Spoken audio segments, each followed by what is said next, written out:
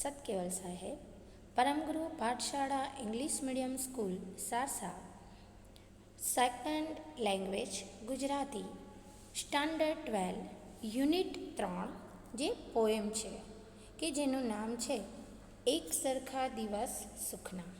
તો મિત્રો, પ્રભુલાલ દયારામ દ્વિવેદી, જે આ કાવ્યના કવિનું નામ છે.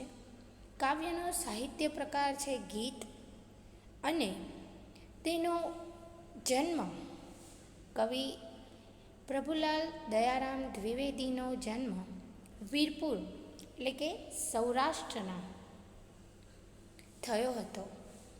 એઓ 4 ચોપડી ભણ્યા પછી કરાંચી ગયા અને ત્યાં જઈને નોકરી કરી. ફાજલ સમયમાં, ફાજલ એટલે કે બાકીનો જે શેષ સમય, તેની અંદર તેમણે ગુજરાતી, હિન્દી તેમજ અંગ્રેજી પુસ્તક વાંચ્યા. ઈસવીસન 1916 1916માં દેવી દમયંતી નાટકમાં એક દ્રશ્ય લખ્યું, એટલે કે એક પાઠ લખ્યો એનો, અને એમણે રંગભૂમિ ક્ષેત્રે એટલે કે નાટક ક્ષેત્રે એમ કે શ્રી ગણેશ કર્યા, શરૂઆત કરી. ઈસવીસન 1924માં 1924માં માલતી માધવ નાટક દ્વારા તેમને સમર્થ નાટ્યકાર તરીકેની પ્રતિભા પુરવાર થઈ. મિત્રો, માલતી માધવ ઘણી બધી બુકમાં માલવપતિ મુંજ અને પાછળથી તે પૃથ્વી વલ્લભ તરીકે પણ આ નાટક પ્રસિદ્ધ થયું અને ચલચિત્ર પ્રસિદ્ધ થયું. તો આ જે આપણા અભ્યાસમાં ગીત છે એક સરખા દિવસ સુખના, તે એવું કહેવાય છે કે માલવપતિ મુંજ એટલે કે પૃથ્વી વલ્લભ એટલે પૃથ્વીનો પતિ. તો એ જે નાટક છે એ નાટકમાંથી આ ગીત અહીંયા આગળ આપણા અભ્યાસક્રમમાં લેવામાં આવ્યું છે. આપણને ખબર છે કે નાટક હોય એટલે એમાં એક હીરો હોય, એટલે કે નાયક હોય, નાયિકા હોય, ખલનાયક હોય.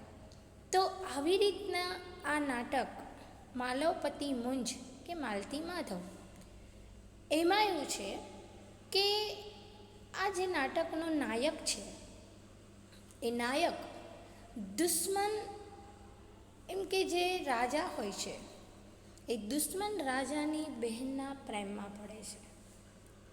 હવે દુશ્મન રાજાની બહેનના પ્રેમમાં પડ્યા પછી એ દુશ્મન રાજાના જે સાથીદારો હોય છે એ ખલનાયકનું કામ કરે છે, એટલે કે આ નાટકની અંદર એનો પાર્ટ ભજવે છે. હવે એ જે નાયક છે એ ખૂબ જ, રાજા જે છે ખૂબ જ સ્વમાની અને ખૂબ જ સારો એવો હોય છે, એની પ્રજા ખૂબ સુખી હોય છે. પરંતુ દુશ્મન રાજાને એની બહેનના આ પ્રેમીનો બદલો કરવા માટે લેવા એ જે ખલનાયક, અને એ ખલનાયક ત્યાં જઈ અને બધું એનું લૂંટી લે છે અને એને એકદમ રોડપતિ કહેવાય ને કે, અને આપણને અહીંયા કાવ્યમાં પણ છે કે આપણા જીવનમાં ક્યારેક એવું બને કે ભૂપતિમાંથી એમ કે રંક બની જવું પડે. ભૂપતિ એટલે કે રાજા, અને એમાંથી ક્યારે આપણે ગરીબ બની જઈએ તે આ ગીતમાં પણ દર્શાવ્યું છે અને આપણને સમજાવ્યું છે. તો એવી રીતના એ ખલનાયક એમને ખૂબ જ પરેશાન કરતો હોય છે અને એમની પાસેથી બધું લઈ કરી અને પછી કહે છે કે હવે તમારો મૃત્યુનો સમય આવી ગયો છે, પણ જો તારે જીવંત રહેવું હોય તો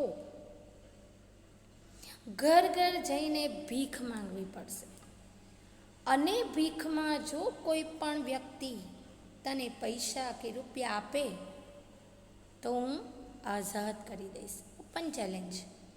પરંતુ જે નાયક હતો એ નાયકને મોત મંજૂર હતું, પરંતુ આ રીતના ઘર ઘર જઈને ભિક્ષા માંગવી એટલે કે ભિખારી બનીને ભીખ માંગવી એમ કે એને મંજૂર ન હતું.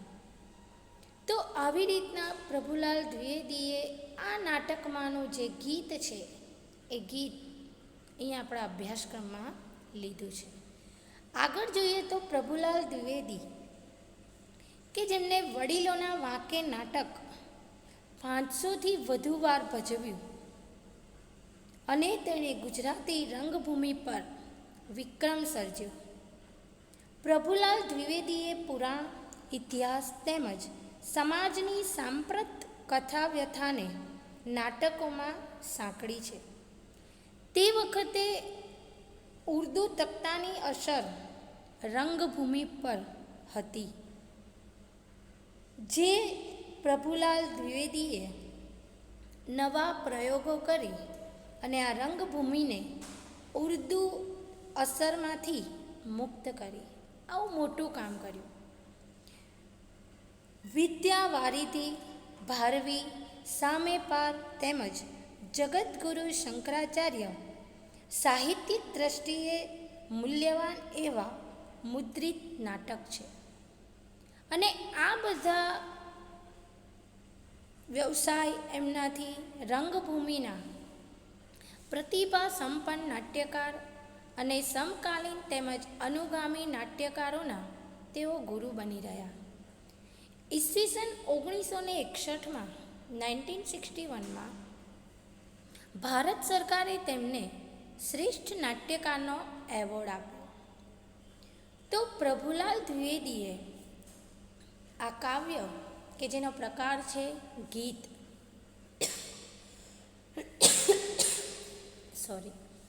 વિદ્યાર્થી મિત્રો, આ કવિ પરિચય, સાહિત્ય પ્રકાર અને બધું જાણવું ખૂબ જ જરૂરી છે.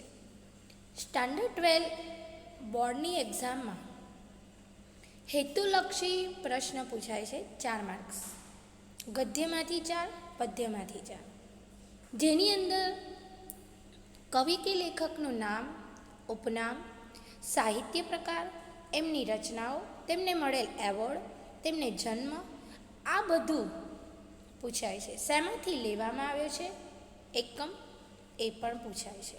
અને એટલા માટે આપણે એનું માહિતી મેળવવી ખૂબ જ જરૂરી છે અને એને વાંચવી પણ ખૂબ જ જરૂરી છે. તો હવે આપણે કાવ્યનો ટૂંકમાં સાર જોઈ પછી પંક્તિબદ્ધ કાવ્યની સમજૂતી જોઈશું. પ્રભુલાલ દ્વિવેદીએ આ કાવ્યમાં માનવ જીવનનું ઊંડું ચિંતન વ્યક્ત કર્યું છે.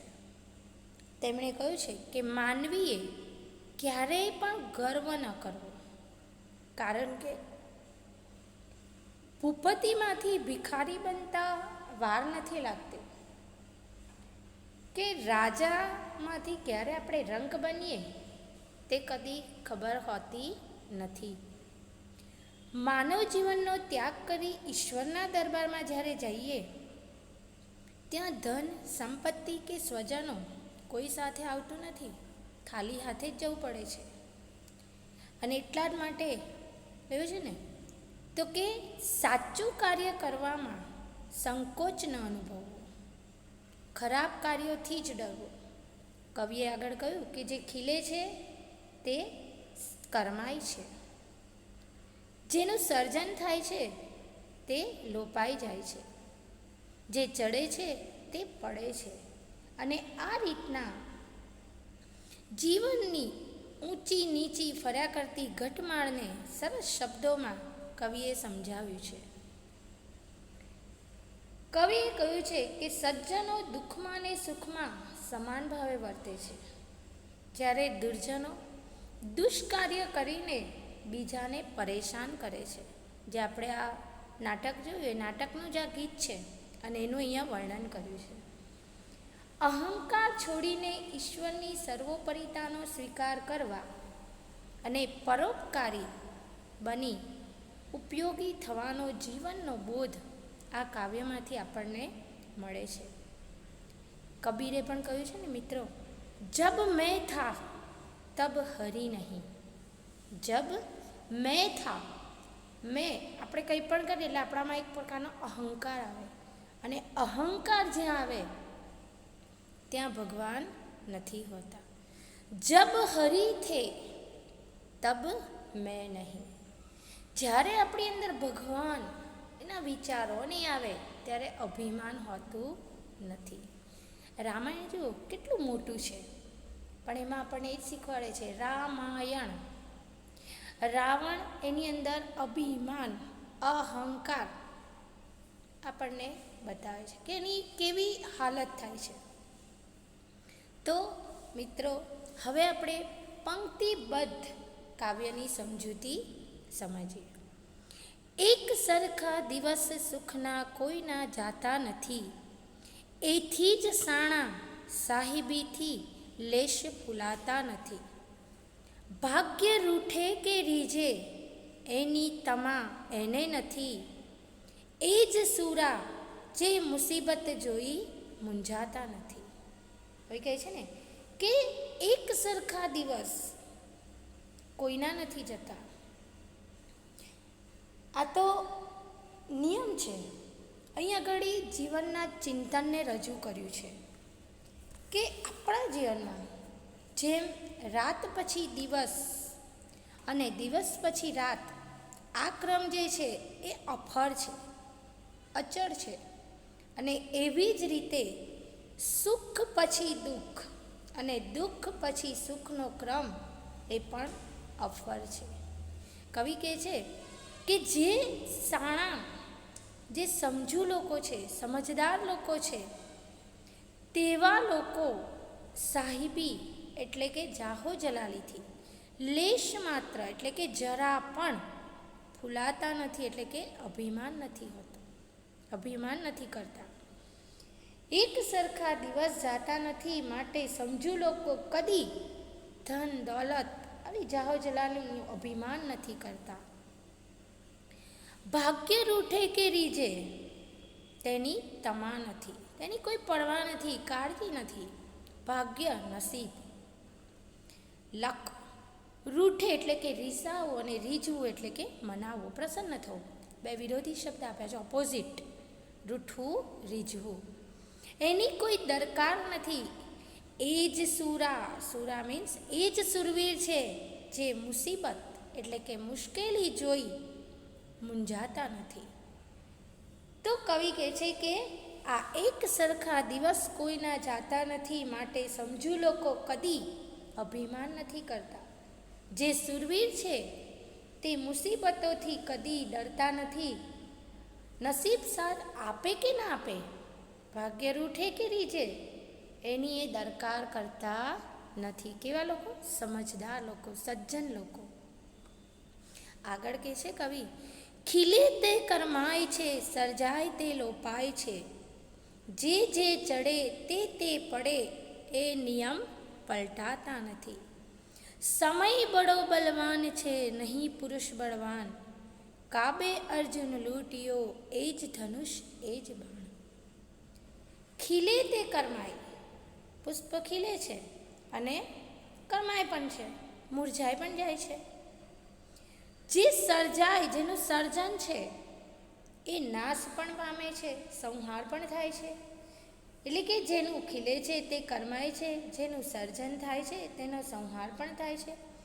જે ચડે, જે ઉચ્ચ પદ પર જાય છે અને ત્યાં જઈને અભિમાન આવે તો એને એક વખત નીચે પણ આવવું પડે છે. જેની ચડતી થાય છે તેની પડતી પણ થાય છે. આ જે નિયમ છે એ નિયમ પલટાતો એટલે કે બદલાતો નથી, સનાતન કાળથી ચાલ્યો આવે છે, એમાં કોઈ ફેરફાર નથી થતો. સમય બડો બલવાન, સમય ટાઈમ મોટો, બલવાન એટલે કે મોટો છે, બીગ. નહીં પુરુષ બળવાન, માણસ બળવાન નથી. એમ કે શક્તિશાળી કયો છે? સમય છે. એટલે જ કે સમયની સાથે ચાલવું. સમય આપણી રાહ નથી જોતો, આપણે સમયની જોડે જોડે જવું પડે છે. કાંબે અર્જુન લૂંટ્યો, એ જ ધનુષ એ બાણ. મિત્રો, અહીંયા આગળ મહાભારતની વાત કરીએ કે આપણને બધાને ખબર છે મહાભારતમાં કે શ્રી કૃષ્ણને પારધીનું બાણ વાગે છે અને શ્રી કૃષ્ણ કહે છે અર્જુનને કે દ્વારિકાનો હવે વિનાશ થવાનો છે, દ્વારિકા આખી સમુદ્રમાં ડૂબી જવાની છે, તું દ્વારિકાની જે રાણીઓ છે અને જે બધી સંપત્તિ છે બધું લઈ અને એમાં દ્વારિકામાં કૃષ્ણના પુત્રની સાથે દુર્યોધનની પુત્રીનું લગ્ન કરેલું હોય છે. તો કે એને લઈ અને તું એ બધાને લઈને હસ્તિનાપુર જતો રહે. અર્જુન એ બધું લઈ અને નીકળતા હોય છે ને રસ્તામાં રાત પડી ગઈ હોય છે એટલે અર્જુન કહે છે કે આપણે અહીંયા રાતવાસો કરવો પડશે અને સૈનિકોની સાથે બધું તંબુને બધું બાંધીને ત્યાં રોકાયો છે. બધી સંપત્તિ દ્વારિકાની જે હોય છે. અર્જુનને પોતાના ધનુષ બાણનું બહુ જ ગર્વ, એને એમ કે મારા જેવો કોઈ થયું નથી. એટલે એને શક્તિનું અભિમાન આવ્યું કે અહીંયા એમ કે મારી પાસે મારા ધનુષ બાણ છે, કોઈ કશું કરી નહીં શકે. અને આ રીતના એને અભિમાન આવે છે. તે અભિમાનને કરવા કાબે એટલે કે શ્રી કૃષ્ણ એક પારધીનું રૂપ લઈ અને આવે છે અને કે ને કાબાવાળાએ અને અર્જુનનો બધો એ ખજાનો એને લૂંટી લે છે. તે વખતે અર્જુનની સાથે હરી નથી હોતા. એને અભિમાન આવ્યું અને અભિમાન આવ્યું અને હરી નથી હોતા એટલે એવું કહે છે કે સમય પલટાઈ ગયો.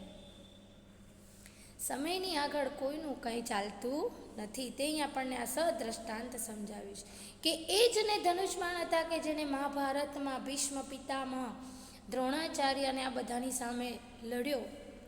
એ જ બાણ અને એ જ ધનુષ એને આ વખતે કામમાં ના આવ્યા કારણ કે સમય પલટાઈ ગયો.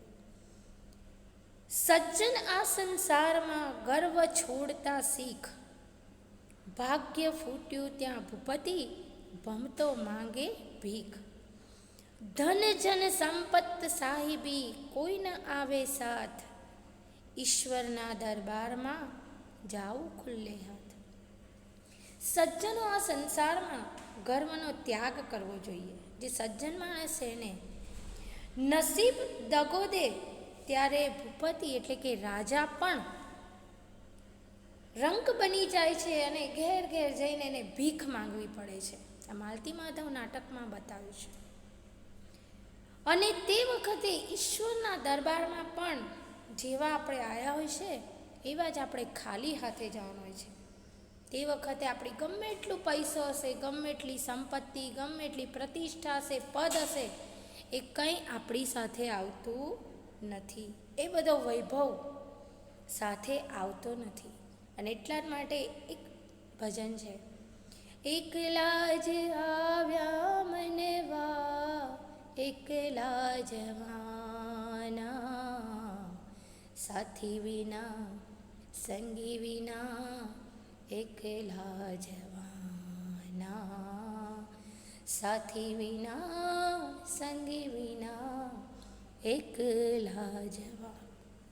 કવિએ કહ્યું છે કે આપણે આયા છીએ એવા ખાલી હાથે. માણસ જ્યારે જન્મે છે ને ત્યારે એની પર બદન પર કપડું પણ નથી હોતું અને જ્યારે મૃત્યુ પામે છે ત્યારે એની સાથે તો કફન એટલે ખાલી હાથે જાય છે. એ અહીંયા આગળ આપણને સમજાવ્યું છે. ડરવાનું દુષ્કર્મથી એ જ જીવનનો સાર, મરવાથી ડરવું નહીં મરવું એક જ વાર. હું પદથી હળવા થશો હું પદ કરો ન કોઈ, ધાર્યું આપણું ધૂળ છે હરી કરેશો હોય. એટલું સરસ કવિ કહે છે દુષ્કર્મ એટલે કે ખરાબ કર્મથી માણસે ડરવું જોઈએ. એ જ જીવનનો સાર છે. એક વખત સૌએ મરવાનું તો છે જ, એમાં નિયતિનો ક્રમ છે. જે આવ્યું છે તેને જવાનું છે, જેનું સર્જન છે તેનું લોપાયમાન પણ છે. તો કે અહીંયા ઘડી કવિએ જીવનનું સનાતન સત્ય આપણને સમજાવ્યું છે કે માનવીએ ક્યારેય અભિમાન ન કરવું જોઈએ. હું પદથી અભિમાન કરવાથી મનુષ્ય પોતાનું માન ગુમાવે છે. ધન સંપત્તિની સાથે કદી નથી આવતી. ખાલી હાથે આવ્યા છે અને ખાલી હાથે જવાનું છે. આ સત્યને આપણે સમજીએ તો છે જ, આપણે સમજીએ છીએ તેમ છતાં પણ મનુષ્ય પોતાની સિદ્ધિને કારણે અભિમાની બને છે અને એ ચોક્કસ નિષ્ફળ થાય છે.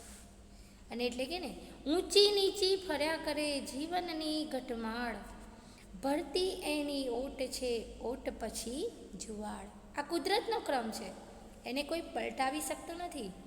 આપણું ધારેલું કદી થતું નથી, ઈશ્વરનું ધારેલું જ થાય છે. માટે અહંકાર છોડી ઈશ્વરની સર્વોપરિતાનો આપણે સ્વીકાર કરવો જોઈએ. મારું કશું જ નથી. પડતા પર પાટું કદી દાઝ્યા ઉપર ડામ, દઈશ ના કોઈને કદી એ દુર્જનનું કામ. પડતા પર પાટું એટલે કે એક આપત્તિ આવે અને એની પર આપણે બીજી મુશ્કેલી, બીજી પીડા ઊભી થાય. એક સમસ્યા હોય અને ત્યાં અચાનક બીજી સમસ્યા આવી પડે ત્યારે આપણે એવું કહીએ કે પડતા પર પાટું અને દાઝ્યા પર ડામ. આ કહેવત છે. મુશ્કેલીમાં કદી વધારો ન કરવો જોઈએ. અને આ કામ કોનું છે? દુર્જનોનું છે, સજ્જનોનું નથી. આ રીતના કવિએ આપણને આ કાવ્યમાં જીવનના રહસ્યો પ્રગટ કર્યા છે. એ રહસ્યો સાચા અર્થમાં કોઈ રહસ્ય નથી, પરંતુ આ સર્વ સત્ય કોઈ જાણે છે. અને એવા સત્યને સરળ ભાષામાં સદ્રષ્ટાંત કવિએ સમજણ આપી છે કે સાણા માણસોએ સુખમાં છકી ન જવું અને દુઃખમાં મૂંઝાઈ ન જવું. મૃત્યુ સમયે કોઈ ધન સંપત્તિ સાહેબી કે સાથી આપણી સાથે આવતું નથી. માનવીએ મૃત્યુનો ડર રાખવો. જે કંઈ થાય છે એ ઈશ્વરની ઈચ્છા પ્રમાણે અને નિયતિના ક્રમ પ્રમાણે જ થાય છે. સમય બળવાન છે, માણસ નહીં. સમય આવે ત્યારે મોટા મોટા રાજાઓને પણ ઘેર ઘેર ફરીને ભીખ માંગવી પડે છે. અહંકાર અને અભિમાન ન રાખવું અને પડતા પર પાટું મારવું એ દુર્જનનું કામ છે, સજ્જનનું નહીં. આ બધા સત્યો આપણે જાણીએ છીએ, પરંતુ જીવનમાં ભાગ્યે જ કોઈ અનુસરે. જે નથી અપનાવી શકતો તે દુઃખી થાય છે, અને જે અપનાવે છે તે સ્થિત પ્રજ્ઞની સ્થિતિ પામી સુખ અને દુઃખમાં એક સરખી માનસિકતા જાળવી શકે છે. સતકેવલ સાહેબ.